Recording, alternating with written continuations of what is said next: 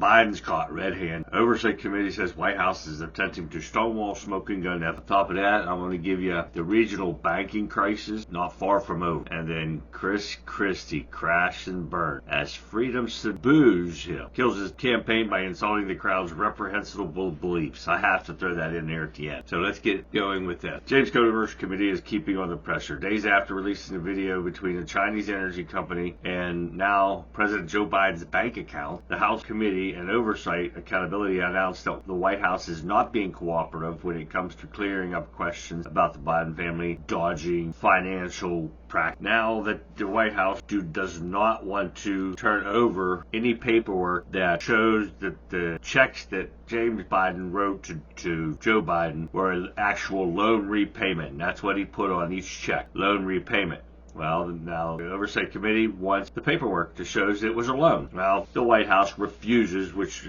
Biden refuses to hand over the paperwork. Well, there is no paperwork. This is another way for them to launder the money that they're trying to get away with. Well, eventually it'll come out, but I bet you that they're doing this just to put it off until after the election because they know the piece of shit won't be in there. But even after this, they need to press the issue after this election's over and still hold the Biden crime syndicate family accountable for these crimes that they've been committing for years. Let me know what you guys think. You think they should continue on after Biden's no longer there and he's going to be in a rest home after this? Leave some comments below. Now, because of Joe Biden's wonderful economic policies, the 2023 U.S. regional banking crisis is far from over. When Trump was in office, the banks weren't having these issues, weren't having any problem. But because of Joe Biden's failed policies, like his failure of a career, taking away all of Trump's orders has cost these banks billions of dollars. And you people have got to see that. It looks like the biggest banks, even with JP Morgan, all the big bank companies, have almost $1.7 trillion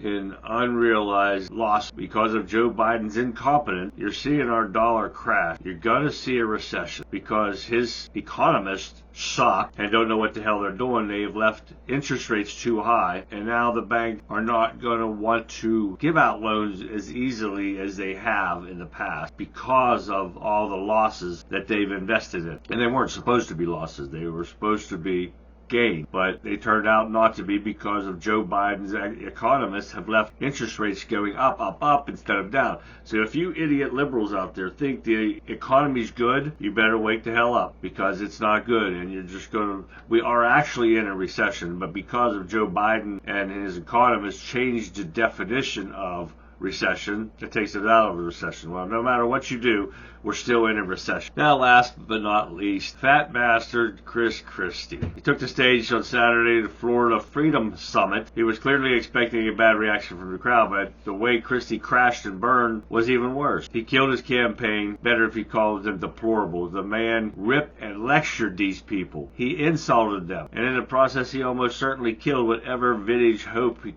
campaign might have had. Well, he did not have a clue in the first place. I'm going to let you listen to this real quick. Words from his mouth. Now listen to this. Yeah. Well, now it feels like home. Thank you all very much. What a shock. You're for Trump. I'm going to fall over dead. Now look, every one of those boos, every one of those catcalls, every one of those yells will not keep it. Yes, sure.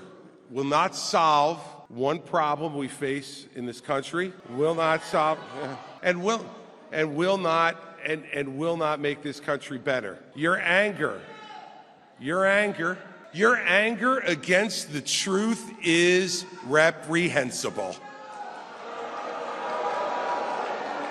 This fat bastard had no clue to beginning. He had no chance of winning. He thinks by running his mouth against Trump that that's going to work. He's been a failure of a mayor, governor, whatever. He's tried to go for president before. He's failed at that. He might as well be a Democrat. So I hope this wakes this dumbass up and he drops out of the race, because before he didn't have a clue. Now after all this, he definitely doesn't have a clue and doesn't have a chance of even coming close to beating Donald Trump if Donald Trump is the nominee. I'm not saying he is, I'm not saying he's not. We'll just have to wait and see. Let me know what you guys think. You think you like this guy? You know, I'll be watching this stories and many more. There's always something with the Biden administration. Gets me some good videos. Please share my videos with your friends and family. Get them out there. Please get them to follow me on Rumble at ChazU. CHASU. And I'll be watching this story and many others. As soon as I get some more information on this or any other things, you know I'll get them out to you. So this has been The Talking Point with the Country Conservative. I'm Charlie, and I'll see you next time.